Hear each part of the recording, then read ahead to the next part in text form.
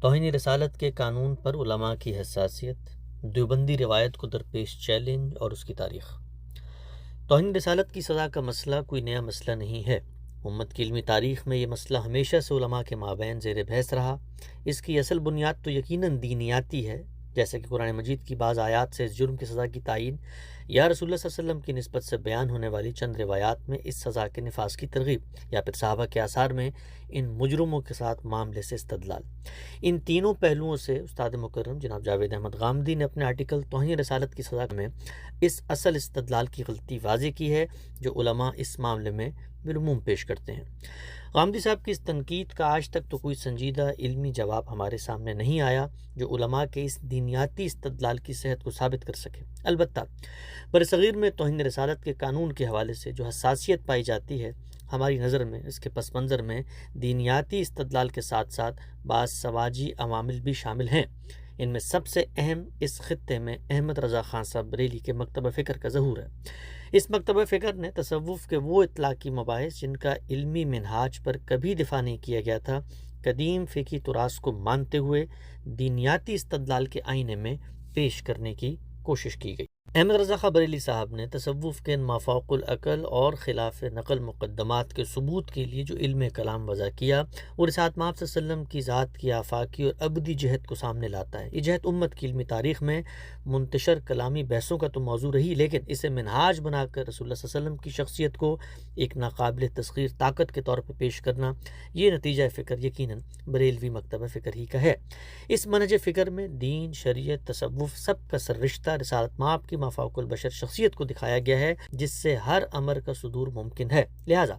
اس حوالے سے کسی قسم کے شبہ، اعتراض اور متبادل تفہیم سے یہ سارا فریم ورک چٹک جاتا ہے۔ یہی وجہ ہے کہ رسول اللہ کی شخصیت کے حوالے سے اس مکتبہ فکر میں غیر معمولی حساسیت اور جذباتیت پائی جاتی ہے۔ لہٰذا اگر اعلیٰ حضرت کے مقدمات کی تحلیل کی جائے تو سادہ الفاظ میں وہ یہ ہیں کہ جناب رسول اللہ صلی اللہ علیہ وسلم کی ذات اس درجہ عالیہ پر فائز ہے کہ قیامت تک کے غیب کا ماکان ما یکون آپ کے احاطہ علم ہے۔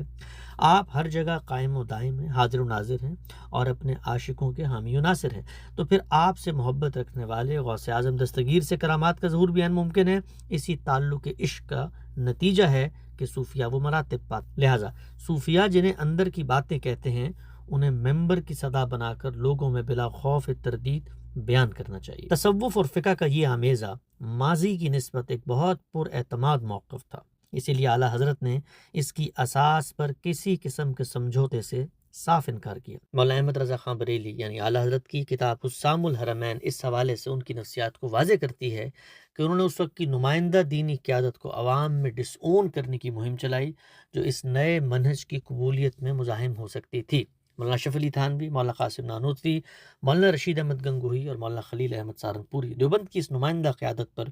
بغیر کسی لگی لپٹی کے محض اس وجہ سے توہین و تکفیر کے فتوے دیے گئے کہ وہ رسول اللہ صلی اللہ علیہ وسلم کی شخصیت کی وہ حیثیت ماننے سے عملاً انکاری ہیں جو اعلیٰ حضرت نے وضع کی تھی، اور یہ عمل گستاخی اور اہانت رسول کے درجے میں آتا ہے۔ یوں اگر دیکھا جائے تو بر صغیر میں گستاخی رسالت کے جرم کا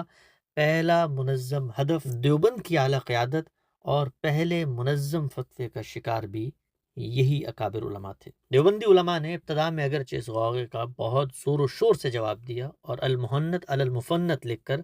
مقامی اور عالمی سطح پر اپنا نام صاف کروایا، لیکن متاخرین علماء دیوبند کے موقف سے صاف معلوم ہوتا ہے کہ انہیں جلد ہی اس بات کا اندازہ ہو گیا تھا کہ یہ فکری اختلاف عوامی سطح پر نہ اس طرح پیش کیا جا سکتا ہے اور نہ اس کی قبولیت کی زمین ہموار ہے۔ اس لیے جو مباحث محل نزاع ہیں ان میں چونکہ رسول اللہ کی شخصی حیثیت پر اختلاف ہے اور اہل بریلی اس معاملے میں کسی قسم کے کمپرومائز پر آمادہ نہیں ہے اور وہ اسے جذباتی عوامی مسئلے کے طور پر پیش کر رہے ہیں، اس لیے دیوبندی علماء نے اس معاملے میں خود کو بچا کر چلنے میں ہی عافیت جانی۔ دوسری جانب بریلوی مکتبہ فکر کے عوامی ظاہرے میں سارا ارتکاز چونکہ مذہب کے اس پہلو سے تھا جو انسان کی نفسیات میں موجود فیسٹیوٹی اور کلچرل تقاضوں کو پورا کرتا ہے، مثلا کل 12ویں عید میلاد النبی کی تقریبات،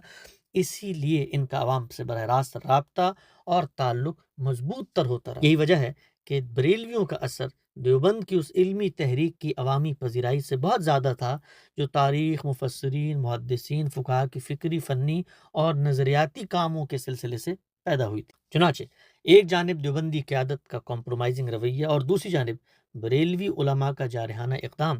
صورتحال کو بالآخر اس جگہ پر لے آیا جہاں دیوبندی مکتبہ فکر بتدریج رسول اللہ صلی اللہ علیہ وسلم کی شخصیت کی تخفیف، اہانت اور گستاخی کے اس داغ کو خود سے دھونے پر مجبور ہو گیا جسے اب برصغیر میں عوامی سطح پر بہت پذیرائی مل چکی تھی۔ دیوبند کا یہ کمپرومائز دراصل حالات کا جبر تھا جسے تعاون اور کرہن قبول کر لیا گیا۔ یہ اس بات کا بھی اعتراف تھا کہ عوام میں بریلوی افکار کی مقبولیت دیوبندی اثرات سے بہت زیادہ ہے۔ تقسیم کے بعد پاکستان کی دیوبندی قیادت نے بریلوی علماء کے ساتھ اسی کمپرومائز کو جاری رکھا، یہاں تک کہ جس وقت توہین رسالت کی سزا پر قانون سازی کا شور اٹھا تو دیوبندی قیادت نے اس حوالے سے اپنی وفاداری اور عشق رسول سے سرشاری کا یقین دلا کر خود کو ایک بار پھر ہدف تنقید بننے سے بچایا اور اپنے ماضی کے علم اور جمہور علماء کے موقف سے بھی دستبرداری کا اعلان کرتے ہوئے اسی بریلوی موقف کو اپنا لیا جس کا ان کی روایت میں کوئی اثر نہیں تھا۔ بلکہ صرف یہ نہیں، اس نئے موقف کو اپنا کر توہین رسالت کے جرم کی سزا کے حوالے سے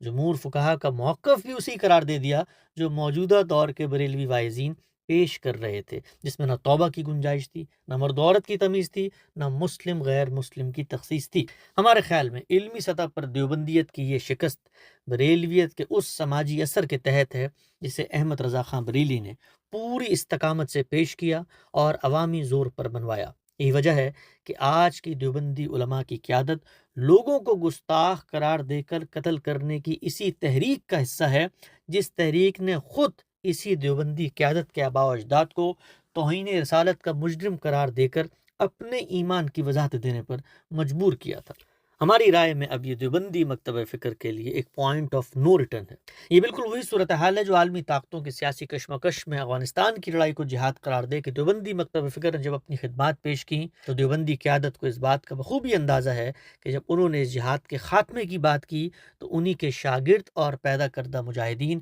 اپنے ہی علماء کے خون کے پیاسے ہو گئے اور انہیں آج تک اس کی قیمت چکانی پڑ رہی ہے۔ حال میں ہم نے ضمن میں 295 کے قانون کے تحت توبہ کے حوالے سے جب دیوبندی علماء کو توجہ دلائی تو اس مکتبہ فکر کے نابغہ علماء نے اسی عجز کا اظہار کیا ہے کہ بات ان کے ہاتھ میں نہیں رہی۔ وہ زیادہ سے زیادہ فقہا کے اختلاف کو تو اجاگر کر کے یہ پیغام دے سکتے ہیں کہ اس قانون کو محض ایک رائے پر بنایا گیا تھا، لیکن اس میں ترمیم و اضافے کا بوجھ ان کے کاندھے نہیں اٹھا سکتے۔